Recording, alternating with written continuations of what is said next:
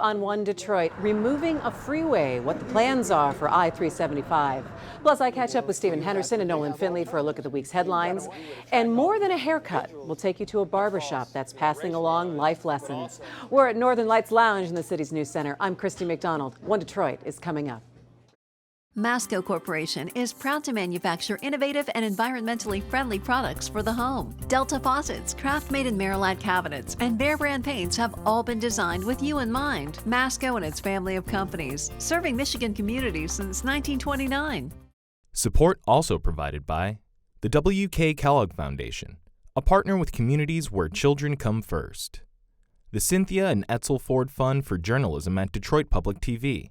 The Detroit Journalism Engagement Fund, and by Business Leaders for Michigan has 5 priorities to make Michigan a top 10 state. Achieve a balanced budget, cut long-term debt, fix our roads, improve all levels of education, further economic growth, plan for a stronger Michigan.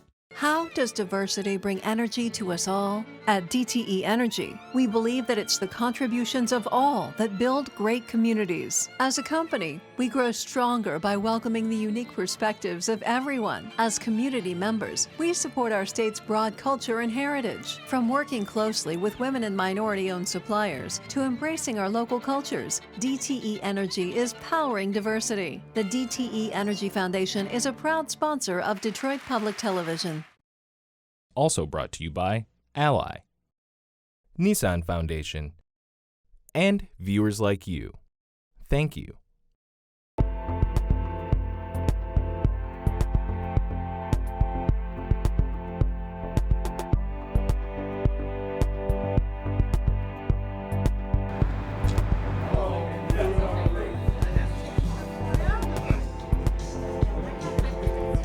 Hi there, and welcome to One Detroit. I'm Christy McDonald. Big thanks to the Northern Lights Lounge here in the new center of Detroit for having us. We have a lot coming up for you on the show. Nolan Finley and Stephen Henderson are here. We will catch up with them in just a few minutes and take on some of the biggest headlines, the stories that you're talking about this week.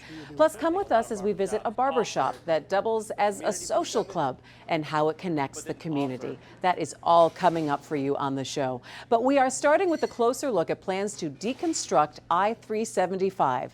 Anyone heading into downtown has taken this 50-year-old freeway. Its creation was controversial and it divided neighborhoods. But there are now plans for a street-level boulevard and a chance to change how the city looks. Sven Gustafson from Daily Detroit has our story.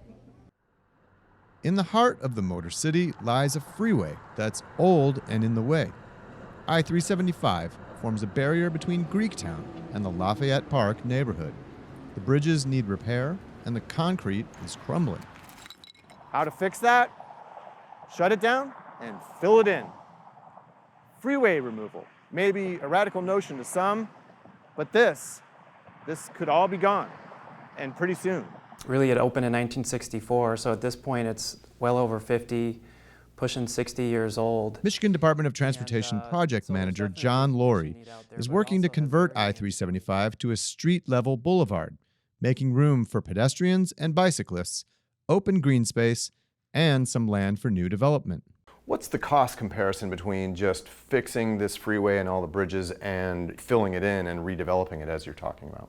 You know, we have done some preliminary estimates that show that it's essentially 25% less cost on the capital side, on the construction side, to put back in an at-grade boulevard versus reconstructing a depressed freeway. Another reason to take out the freeway, driver safety. So we have some significant safety challenges that are out there. When the freeway actually ends coming into Jefferson, it comes around a curve up into the Jefferson Boulevard. The I-75 interchange itself, the through movement, is actually more of like a ramp type movement, a low speed, and we've seen some major accidents in there through the years. Removing urban superhighways has been a trend across the country. Places like Seattle, right now in the midst of a massive tear-out of its iconic Alaskan Way Viaduct, a 6-lane freeway that separates its downtown from the waterfront. I think there's a lot of revisiting that around the country, and I think Detroit recognizes that and is also not necessarily on the heels, but also in the forefront of being progressive and removing this freeway. It's probably 10 lanes of traffic between here and the other street. That's advertising man Seth Meyers with my Daily Detroit partner Jer Stays talking about the traffic out his office window near Eastern Market. Yeah, I mean, this is right where I-75 and I-375 meet. And it's all going to kind of come up, so it's not underground anymore. And it opens up a lot of space in this neighborhood and in Lafayette Park over that way. Myers lives in Lafayette Park. I walk to work, so to me, it's really nice. That's one of the big benefits. It's a pretty close-knit neighborhood, so I think everybody looks forward to maybe what this city is gonna become when you start talking about changes like that. It'd be nice to have a little bit of a nicer walk into downtown instead of walking over a freeway. And if the traffic slows down a little bit there too, that'd be nice. It's a city and things change. When things change, there will be winners and losers. 60 years ago, the country's urban freeways changed cities. In retrospect, many times not necessarily for the better. Historically, the building of these freeways affected the whole country. It didn't just affect Detroit. Detroit historian Jamon Jordan. But largely, one of the major areas that they affected almost everywhere they went was African American communities. I-375 wiped out what was left of Black Bottom and Paradise Valley, the densely populated African American neighborhood, business, and entertainment district. Albert Cobo, Detroit's mayor, was the man behind the plan to put the freeway there. Now, there are arguments, did he do it because he's a racist and destroyed what was left of a black community, or did he do it because it was the most feasible place to put a freeway? But looking at the history of Cobo, his acts, his policies, and his ideas about the African American community, it's pretty clear that this was not a coincidence. Black Bottom's main commercial thoroughfare was Hastings Street. When 375 is being built and it destroys that portion of Hastings Street, what it does is it allows people to have access to downtown, where many of the jobs are, but to be able to get out of the downtown, Black Bottom, Paradise Valley areas without ever having to stop at any of the shops. What 375's taken away, it will partly give back when it's filled in. MDOT will have some prime downtown real estate for sale, meaning more money in the state's coffers. And we're still looking at all of our options to capture that land value, but it's an important part of the project, and that can either go to fund some of this project or future highway projects. All these freeways were built a long time ago, and I think that now is probably a good time to look at doing something different. The filling in of I-375, it's not harming the African American community, but it won't bring Black Bottom back. Final design is expected later this year, with the state still taking feedback on the project. Construction won't get underway until at least 2022, and when it does, completion is estimated to take 2 years, making that ribbon-cutting date sometime in 2024. All right, so let's bring in our One Detroit contributors, Stephen Henderson of American Black Journal and Nolan Finley of the Detroit News. Hey guys, how are you? Hey. Good. You know, that story about I-375, that's going to be a real game changer in terms of how people are getting into downtown Detroit. Or if they get in at all. Well, it's going to be definitely different, Stephen. I am all in favor of this. This is a freeway that should never have been built for any number of reasons. One is that it destroyed a pretty important black neighborhood in Detroit. It disconnected people that way. But it also just helps carve the city up, the downtown area, in a way that no other major American city is. If you think of all the freeways that come into downtown and the ways in which they disrupt the flow of traffic otherwise, it doesn't make a lot of sense. I would not only have paved over 375, I would repave the Lodge at least up to 94. There's so now you're adding on to the project. I would do all kinds of things to make it harder to get out of the city. The whole idea of this was getting people out of the city in the 50s and the 60s when they used federal money to not only destroy neighborhoods, but make it easier for people to get to the suburbs. That's not what we're trying to do now. We don't need to hang on to those vestiges. Big picture, Nolan. Well, you've got to deal with today's reality, and the reality today is that we don't have mass transit to speak of. We don't have a train system like most other big cities. We got to move people in and out by car still. And if you cut off the avenues in and out of the city, you wonder about the congestion and how difficult you're going to make working in Detroit and getting back and forth to the city in and out of work, how much are people going to tolerate? Well, I mean, one of the reasons that I think we have a hard time selling people on the idea of mass transit is that we've made it so easy and so convenient for everybody to be in a car by themselves, which is terrible policy. I mean, it's convenient for people, but it's not a sustainable model either for the city but or do from you a have, do they transportation have standpoint. alternatives if you take We that got 'em away? great. You have to well, grade so that. which do you do first? And you've seen a lot of changes in the cities with some of the boulevards and streetscapes that have been changing in some neighborhoods, and even looking at downtown, we were talking around the spirit of Detroit, how they've changed the way people are moving around down there. Yeah, I would close Woodward to car traffic below Grand Circus, where you've got the stadium district now, you've got the light rail going down there, you've got people in the streets now again, pedestrians milling around. Part of the reason that the light rail doesn't work, it doesn't run on time, is because it always gets held up. It's stuck in stuck that in So part how of are you the- going to Yeah. get stuck in people traffic. into those office buildings downtown? On the light rail,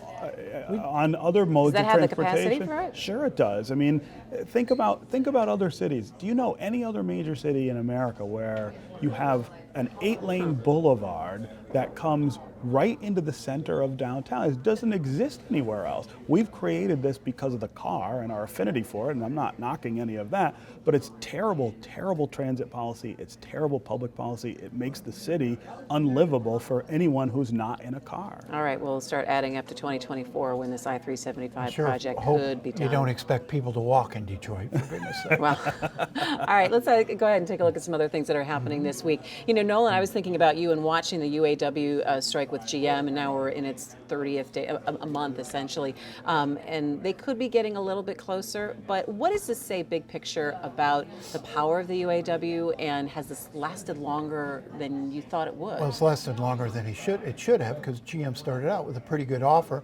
They added $2 billion to that $7 billion offer last week. That should have been enough to settle this. And when you talk to the folks out on the picket line, they seem somewhat unfocused on what they're striking for.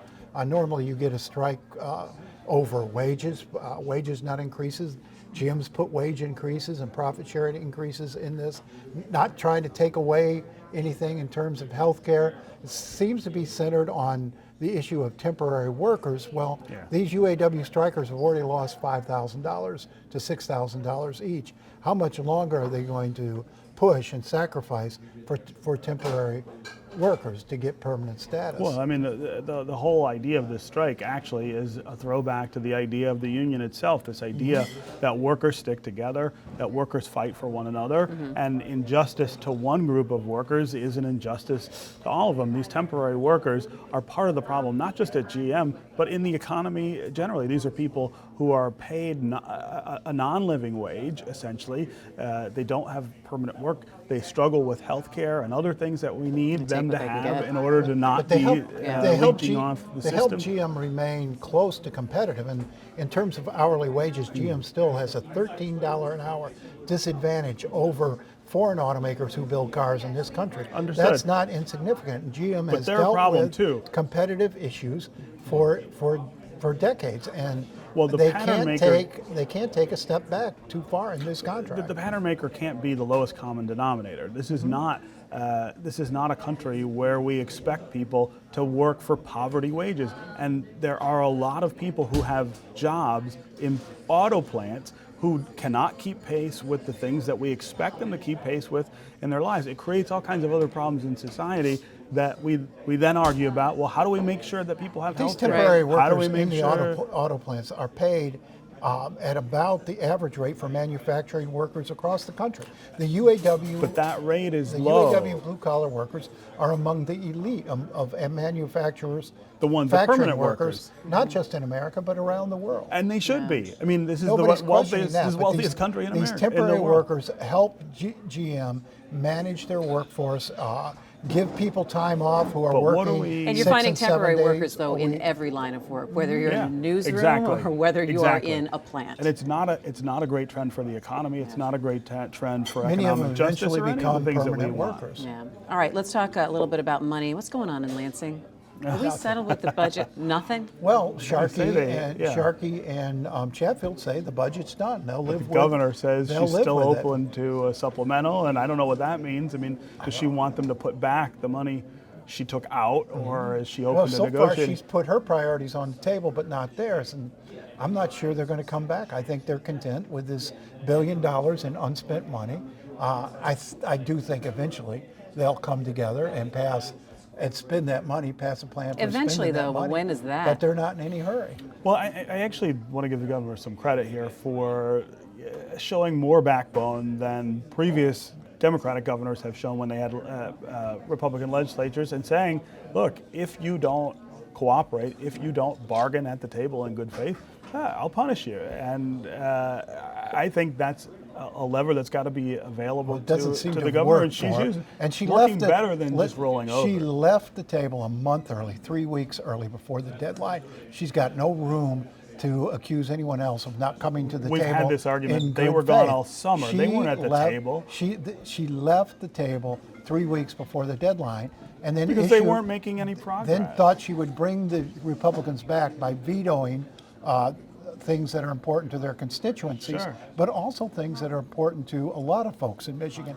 She heard a lot of the more vulnerable groups thinking that people would pressure lawmakers to come back. So far, that's backfired on her. Yeah, it hasn't worked. It hasn't worked in the practical terms she wanted. It probably works in political terms, though, in the sense that she did not roll over for their shenanigans, which included taking the summer off when there was no budget. All right, speaking about politics, we got the news last week that University of Michigan is going to be the site of one of the presidential debates in October 2020, further catapulting Michigan into the most lauded state status when it comes to this presidential election. Right. It sort of assumes that the Republic is still standing at that point. And that Oh, we're really? having You think a it's going presidential to crumble Who at this point? knows, right? Well, there are 3 debates. Michigan's getting one. Where are the other 5 2? debates, I think. Well, 4. 3 presidential and one Vice presidential. presidential. There's 3 presidential debates. Michigan's getting one. There was one in Nashville at Belmont. There was one at I don't remember. But it's mostly in the center of the country. It's an interesting lineup. The coasts are being left out, and it does it does really signal where the battle will be this time. Pushing the squeeze there right in the middle. It'll be in the middle of the country. Yeah. A couple of minutes left. What are you guys looking forward to? What should we be looking for in the news coming up? Well, I mean, I am still blown away by this video of the president shooting a spoof video. A spoof video that was shooting put members together. of the national media and liberal groups.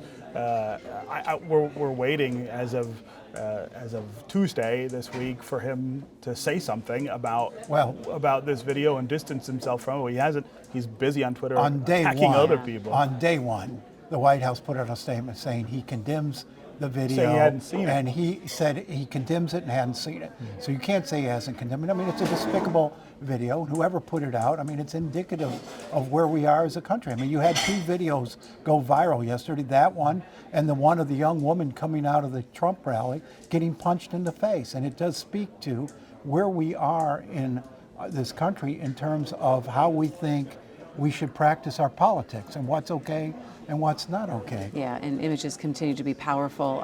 What I get concerned about is if people start to doctor images and play with images and video as we move forward They're absolutely going with to this. do that. And it's going to be done in the 2020 election in a far more sophisticated way than this ridiculously offensive, hackneyed video that was shown. You're going to see people on video saying things they never said. No. And you won't know whether what's true and what's not true. Yeah, it brings fake news to a whole different level, Yes, right? it does. All right. Thanks, guys. It's good to see you. Well, barbershops have always been more than a place just to get a haircut. It's where people talk politics, they share stories. It's a place where generational wisdom can be passed down, and it really is a safe place to connect to the community.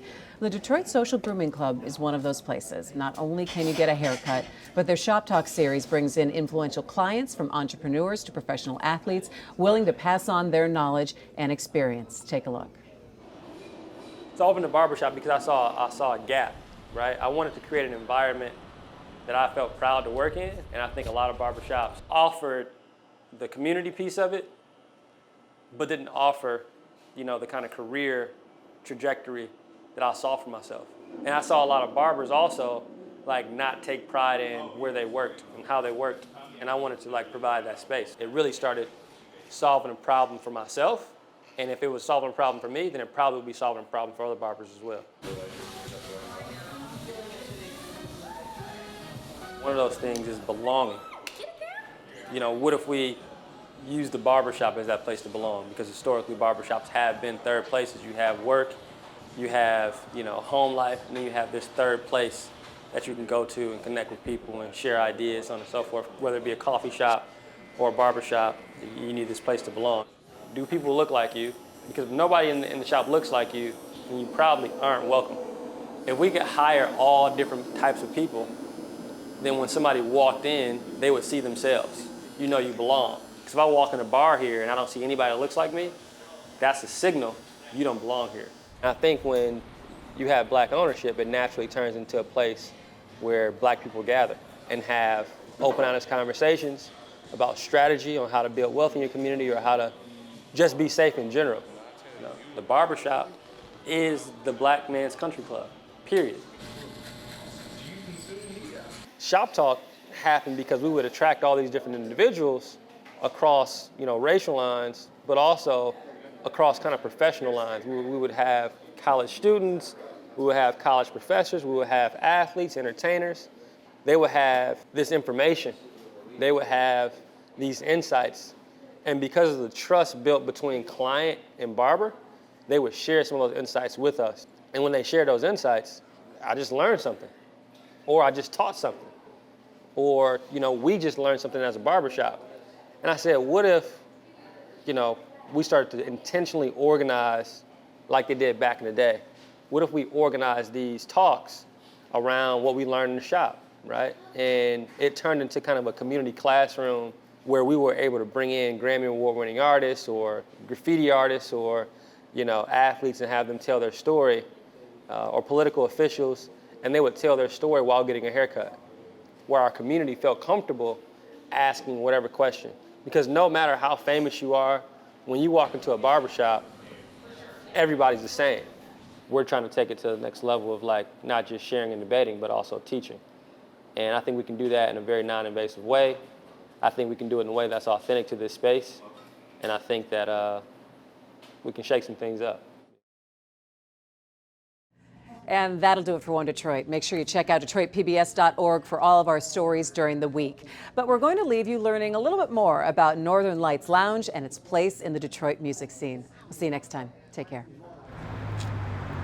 You've owned this bar for 15 years. 15 years. But this has been around a long time. It was the Tandem Bar and Grill because they were twin brothers, so they call it the Tandem. And they were kind of a GM bar, so they were closed on the weekends and they didn't stay open late. But we're here from 11 a.m. to 2 a.m. 7 days a week. The kitchen's open 11 a.m. to 11 p.m. 7 days a week.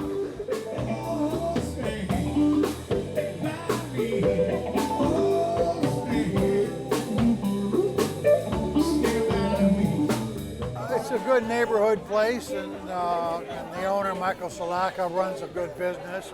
And they like the entertainment, so they keep coming here.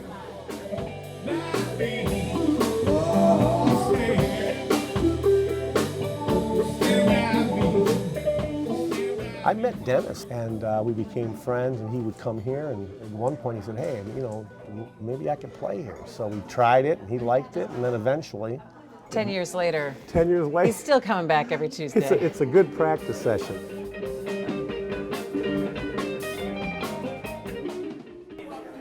We pack it, so I'm still here, so it's a great room.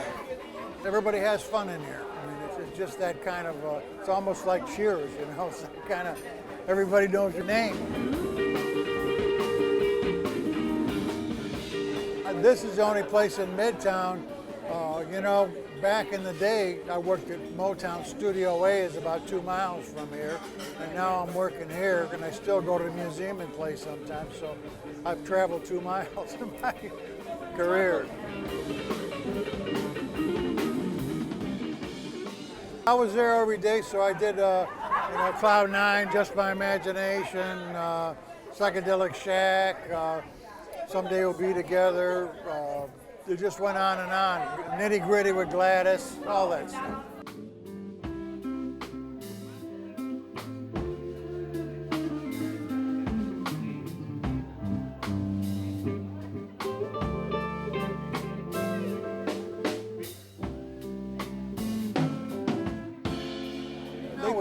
make it a living. You know, we were having fun. You know, the Funk Brothers were a great studio band to work with. So, and then I would do Holland Dozier in Holland at night. I'd do the dramatics during the day, and then I'd go down to Muscle Shoals with Wilson Pickett. So life was good.